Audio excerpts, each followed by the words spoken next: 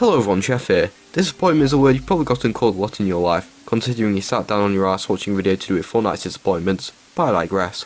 With Fortnite almost being 6 years old at this point, it's not surprising in the slightest that Epic has disappointed the general community quite a lot over the years, by removing something, adding something back into the game, and not really caring in general.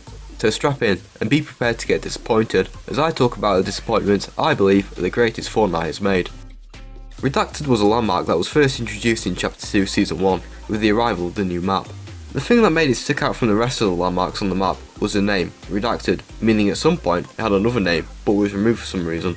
Alongside the location being on the side of a mountain, and what it was, a road, leading onto a sealed off vault that could not be opened. This location made a lot of people curious about what was behind it, being one of the main points of discussion for that season. Many alike thought the 0 point was behind it, others thought it was a portal to another world. And as the seasons passed by, people would still talk about it here and there, but not as much, until Chapter 2 Season 8. After the mothership was destroyed, Dr. Sloan and a group of IO guards, through the course of the season, could be seen next to an IO transport truck, hauling debris from the mothership, and week by week, their location will move further and further to none other than Redacted. And in the update 18.30, the door leading to Redacted was finally open, revealing a IO base. Not one entirely identical to the one seen at Corny Complex, but very similar in nature. At this point, there's been 2 seasons worth of IO stuff, and this was a massive letdown. All that speculation people derived to it, all for it to turn out to be a generic IO base. The community was not happy in this reveal, complaining about it quite a lot, and I think this was the most disappointing thing relating to a location. After the mediocre Fortnitemares 2021, people had high hopes for 2022, as so did I, and when it came, people were confused, to put it lightly. However, I think that there is a good reason why this Fortnitemares was so meh, which I'll get to in a moment. The basics of this Fortnitemares was that the reality tree was growing back, a new location Grim Gables had appeared, and a new mythic was added alongside a plethora of new skins. It had this weird DJ Wolf character who was at the reality tree throwing a party to ghosts, and around the island, where the chrome had spread to, there was a hologram of the DJ Wolf, where players could obtain the Howler mythic from. This mythic was basically just Wolverine's mythic, but reskinned. It wasn't anything new. Zombies were re-added to the game, and zombie chickens made their first, and hopefully last, appearance. In the Grim Gables, beneath the house, the Inquisitor could be found roaming the mines, and once defeated, gave his mythic SMG. Now, theory time. Stranger Things is why this Fortnitemares sucked. Just look at Grim Gables, look at that house, and look inside at that clock. I think for this Fortnitemares, they're going to have a massive Stranger Things tie-in to tie in with Season 4, which released in the summer, but Netflix pulled out at the last minute, resulting in Fortnite having to very quickly cobble together an event, so there would be a Fortnitemares for that year. Even with this excuse, that I do believe is true, it doesn't take away from this event being pretty dull.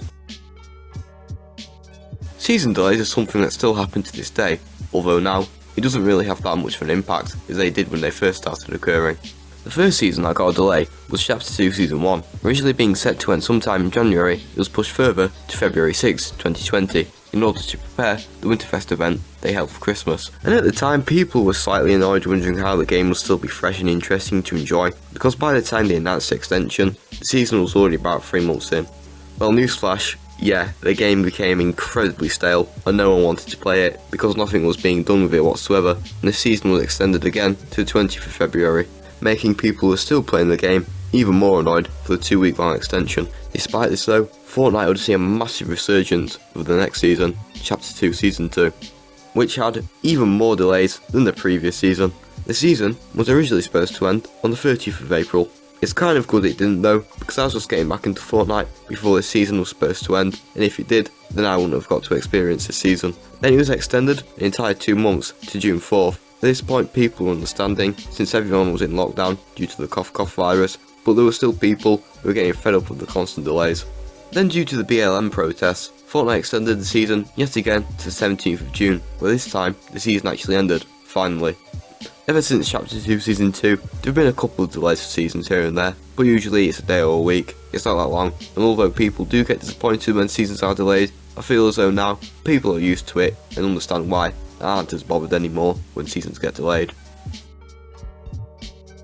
I actually covered this when it happened, so check out the video if you want, but I will be reusing points I made in that video here. The Fracture event was the end of chapter event for Chapter 3, a chapter that overall was positively received. I would go as far and say that it was better than Chapter 2, but that's beside the point. Even though the fanbase large for making this chapter only 4 seasons long was way too short, people were excited for this event, especially because of this teaser. This teaser gave the impression that the event will have chrome tornadoes ripping apart the island as we try and hold on to the island for safety, but no, none of that happened. Instead, we are treated to all the big events, like Loopers fighting against the Herald, the destruction of the island, and the conversion to the Chapter 4 map, getting regulated to a cutscene, not a playable event, a cutscene. And the segment that was actually playable was a minigame that went on for almost half an hour. Overall, it was a complete shit show, subverting expectations of everyone in the event, giving the impression that Epic didn't really care that much and rather lazily create cutscenes rather than a playable event. I remember at the time after I made my video for the event thinking that people wouldn't hold the same opinion I had, but that was far from the truth. People who were disappointed as I was for Epic's overall lack of care for the event, something that still carries on into Chapter 4. And finally, what I believe to be the biggest change that disappointed the community the most, the cancellation of Save the World. I'm not going to bore you with a long drawn out explanation of what Save the World is, but I'll give a bit of background context. Save the World was basically Fortnite's original game mode. Releasing in 2017, this was essentially Fortnite until a couple of months after Save the World released, Fortnite decided to make Fortnite Battle Royale.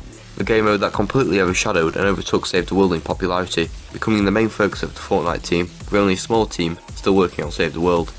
They tried to balance out the updates given to Save the World and Battle Royale, but the thing was, yes, Save the World had a small but dedicated fanbase to it, and a lot of people who played Battle Royale played Save the World occasionally, but Battle Royale was the main thing they should give their attention to, they realised. And as the updates came, fewer and fewer things were changed. It was inevitable that one day everything would be put to an end. The day of reckoning came on the 30th of June 2020, where the infamous dated development patch notes dropped, basically saying that they're stopping developing Save the World, but wording it in a way that softens the blow. Apparently, the story was complete for Save the World, apart from the fanbase to this day standing by that it was far from complete. They also announced ventures and some more things to again soften the blow, and them saying basically, yeah, we can't be bothered anymore with this, here's some things that may potentially keep the game afloat for a little while, and we'll do some stuff here and there. After this, understandably, many people were upset, annoyed, angry. Pretty much every negative emotion was held by the people who played Save the World. And after this change, Save the World basically became more and more unpopular, and now is put in the Made by Epic section on the Discovery tab, basically giving the impression to new players it's an LTM that has to be paid for, not an actual separate game. And every now and again, a content creator like CypherPK will go and play it and rack up quite a lot of views because of Save the World now being this obscure and mysterious game mode. This is probably Fortnite's biggest disappointment. Obviously it was bound to happen at some point. Battle Royale would have always been more popular than Save the World. If they kept it going, they would have more than likely stopped it eventually anyway.